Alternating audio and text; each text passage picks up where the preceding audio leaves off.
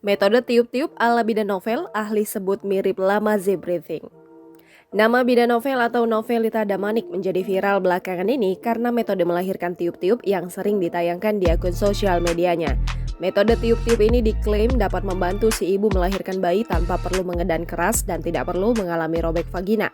Menanggapi metode tiup-tiup yang viral ini, dokter spesialis obstetri dan ginekologi kebidanan dan kandungan di Primaya Evasari Hospital, Dr. R.A. Sita dari Swati Utari SPOG angkat bicara. Menurut Dr. Sita, metode tiup-tiup seperti yang disebutkan bidan novel itu tidak ada dalam pelajaran sekolahnya dahulu.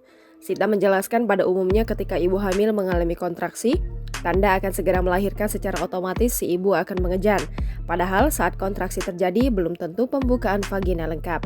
Nah, ketika selama kontraksi dan ibu hamil terus mengejan, ini akan membuat si ibu kelelahan sebelum bayi lahir. Dampaknya, bayi sulit keluar hingga robekan vagina yang semakin lebar.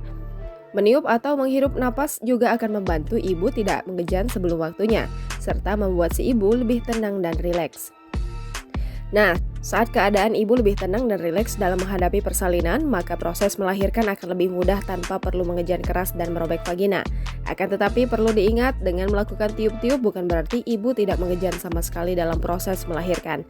Dr. Sita juga menjelaskan bahwa metode tiup-tiup pada prinsipnya sama dengan teknik medis yang bernama Lamaze breathing.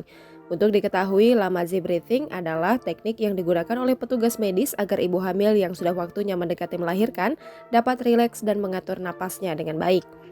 Dalam mekanisme Lamaze breathing, biasanya dokter akan membantu ibu untuk relaksasi dengan melakukan hirup napas dalam 5 detik lalu dikeluarkan 5 detik.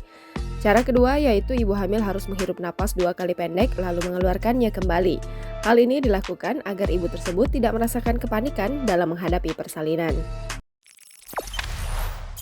Jangan lupa subscribe, share, komen, dan like ya!